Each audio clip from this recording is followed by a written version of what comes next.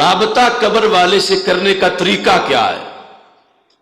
امریکہ نہیں کر سکتا، لیکن سائی وال کا مسلمان کر سکتا ہے۔ سرکار طریقہ بتا کے گئے، اور اس حدیث کی سند پر ابن قیم جو ابن تیمیہ کے شاگرد، کتاب الروح کے اندر انہوں نے کہا اس حدیث پر کوئی اعتراض نہ کرے اس کی سند پر۔ کیوں؟ کہتا ہے کہ اگر یہ بات کمزور ہوتی صحابہ اس پہ عمل کیوں کرتے؟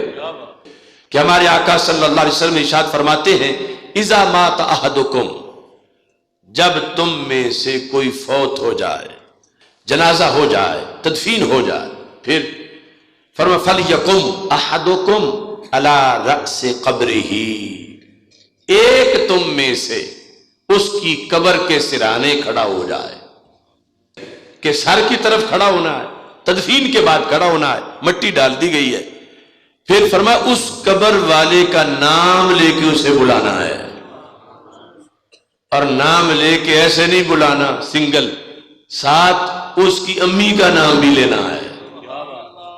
مثلا ایک بندے کا نام خالد ہے، امی اس کا نام زینب ہے، تو کہنا ہے یا خالد ابن زینب، اے خالد زینب کے بیٹے۔ سرکار فرماتے ہیں جب تم پہلی بار بلاؤ گے یسمع ولا یجیب، سن تو لے گا مگر جواب نہیں دے گا، دوبارہ کہو یا خالد ابن زینب، سرکار فرماتے ہیں یستوی جالسا، اب قبر میں سیدھا ہو کے بیٹھ جائے گا۔ تیسری بار کہو یا خالد ابن زینب، سرکار فرماتے ہیں اب بول بھی پڑے گا، لیکن سنائی ہمیں نہیں دے گا، وہ جو چارپائی پہ لیٹا تھا تو نہیں سنائی دیا، اب تو قبر میں ہے، لیکن ہمیں اپنے کانوں کے سننے پہ اتنا یقین نہیں جتنا سرکار کے کانوں پہ یقین ہے۔ اب وہ بولتا ہے تو کہتا کیا ہے؟ فرمایا وہ کہتا ارشدنی رحمک اللہ، ارشد، او میرے مرشد، ارشد، مجھے گائیڈ کرو، خدا تجھ پہ رحم کرے، بلا رہے ہو تو مجھے لگتا ہے تم کچھ مجھے بتانا چاہتے ہو، یہ مشکل وقت ہے، منکر نکیر کی آمد ہے، یعنی وہ قبر میں جا کے بھی پچھلوں کو دعا دے رہا ہے۔ لوگ کہتے ہیں قبر والا دیتا کچھ نہیں، سرکار فرماتے ہیں وہ دعا دیتا ہے، بتاؤ اب کیا بتانا ہے بولو، تو سرکار فرماتے ہیں اب اس کے مکمل رابطہ بحال ہے، تم جو بولو گے وہ بولے گا، اب جو بولنا ہے وہ سرکار نے آگے لفظ بتائے ہیں لیکن ہیں عربی میں۔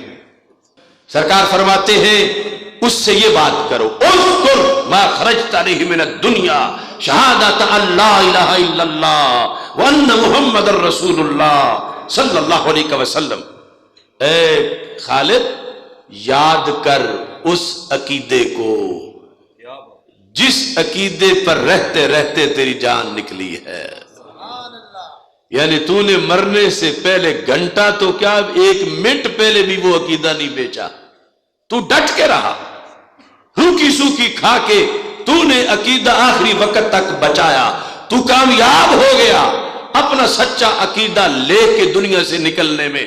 اب تو اس عقیدے کو یاد کر، پھر کیسے یاد کر؟ سرکار نے فرمایا اسے یہ کہو کہ تو نے ساری زندگی اللہ کو وحدہ لا شریک مانا، تو نے ساری زندگی حضرت محمد مصطفیٰ صلی اللہ علیہ وسلم کو آخری نبی اور آخری رسول مانا، تو نے قرآن کو امام مانا، تو نے اسلام کو دین مانا، یہ چار چیزیں سرکار نے فرمایا کہ تم نے اس سے یہ میری حدیث سنانی ہے۔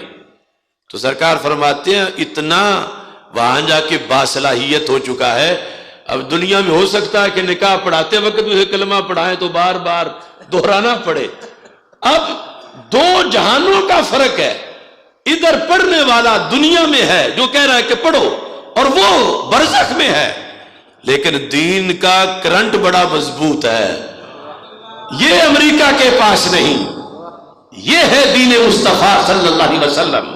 شرط یہ ہے کہ وہ قبر والا بھی مسلمان ہو اور باہر والا بھی مسلمان ہو، اور مسلمان ہونے کے ساتھ پھر یہ بھی ہو کہ قبر والے کو یا سے بلانے کو شرک نہ کہتا ہو۔ ورنہ تو یہ کہ اسے بخشواتا خود ہی نکاح توڑوا بیٹھے کہ اس نے شرکیہ جملہ بول دیا. اب وہ باہر سے بول رہا ہے، اندر سرکار فرماتے ہیں کہ وہ بولنا شروع ہو جاتا ہے، اللہ ربی اللہ ربی اللہ ربی محمد النبی صلی اللہ علیہ وسلم. اب یہ ورد کر رہا ہے اپنی کوٹھڑی میں، ادھر سے منکر نکیر آ جاتے ہیں. سرکار فرماتے ہیں جب وہ آ کے دیکھتے ہیں کہ یہاں تو پہلے ہی رونق لگی ہوئی ہے، یہ تو سوئے ہی نہیں، یہ تو بندہ جاگ ہی رہا ہے، ہم نے بٹھانا تھا آ کے اس کو، اور ہم نے آگے پھر سوال کرنے تھے، اور یہاں تو سوال جو ہم نے کرنا تھا یہ جواب خود ہی پڑھ رہا. وہ چاروں جواب مسلسل باری باری پڑھ رہا ہے. تو سرکار فرماتے ہیں کہ فرشتے پھر رب سے رابطہ کرتا، رب اس کا کیا کرنا ہے، کہ اس کا بھی امتحان کیسے ہوگا، یہ تو چپ ہی نہیں کر رہا.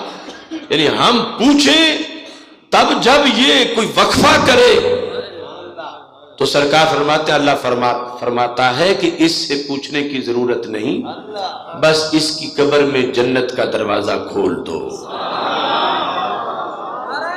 اس مقام پر صحابہ نے پھر سوال کیا.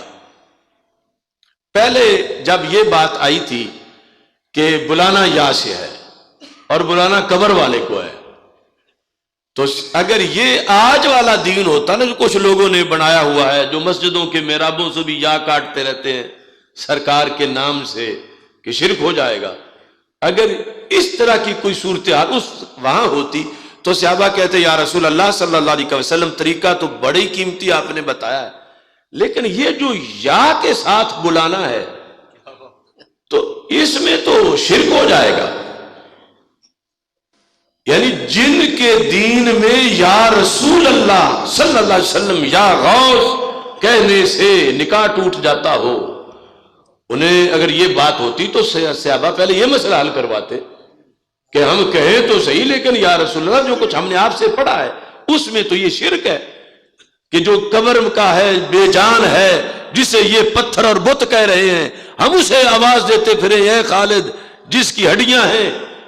لیکن صحابہ نے یہ سوال نہیں کیا کیونکہ انہیں سرکار نے یہ والی توحید پڑھائی نہیں تھی کہ یا کہنا ناجائز ہو جاتا ہو. اس نبی کو یا رسول اللہ کہنا اس کا عالم کیا ہوگا جس کی امت میں 15ویں صدی کے رامے کو بھی قبر پہ کھڑے ہو کر یا رحمہ کہہ سکتے ہیں. صحابہ نے یہ نہیں سوال اٹھایا، اگلا اٹھا دیا کہ یا رسول اللہ صلی اللہ علیہ وسلم یہ جو آپ نے فرمایا ہے کہ اس کی امی کا نام لینا ہے ساتھ، شرط پوری نہ ہو سکے تو پھر کیا کریں. یعنی سرکار کو کتنا پسند ہے کہ ناگا نہیں ہونا چاہیے، یہ کام ہونا ضرور چاہیے. وہاں مشکل وقت ہے، منکر نکیر کی آمد ہے، پیچھے سے تم پوچھنے جاؤ، ادھر سے امتحان ہو جائے، جو کچھ ہونا ہے ہو جائے، تو مجھے یہ منظور نہیں. اسی وقت تم نے بات کرنی ہے. تو پھر حل کیا ہے؟ فَيَنْسُبُهُ إِلَىٰ أُمِّهِ حَوَّا. نام امی کا ہی لینا ہے، چھوٹی کا نہیں آتا تو بڑی امی کا لے لیں. اسے حوا کا بیٹا کہہ کے پکارو، اے خالد حوا کے بیٹے. سرکار فرماتے ہیں پھر بھی جاگ جائے گا. یہ ہے دین، اور یہ اتنی بڑی سہولت کروڑوں امریکہ ایک قبر کے لیے بھی نہ کر سکے، اور یہاں ہر مومن ہر قبر کے لیے کوٹا لیے ہوئے ہے. سرکار کی سنت کو اگر سامنے رکھے، شرائط پائی جائیں کہ اگلا قابل دعا ہو کہ اس کے لیے دعا کرنا جائز ہو، تو یہ کتنا، یعنی یہ اولین ایصال ثواب ہے. اور افسوس سے آج متروک ہے، حالانکہ اس پہ کون سی مشقت ہے، صرف چند لفظ ہی ہے. ہاں مشکل بڑا ہے، کیونکہ اگر عقیدہ اجازت نہ دے تو پھر کیسے کوئی کرے. لیکن ہمارے لیے کوئی مشکل نہیں ہے، ہمارے عقیدے کے لحاظ سے تو یہ دعا یاد کرنی چاہیے.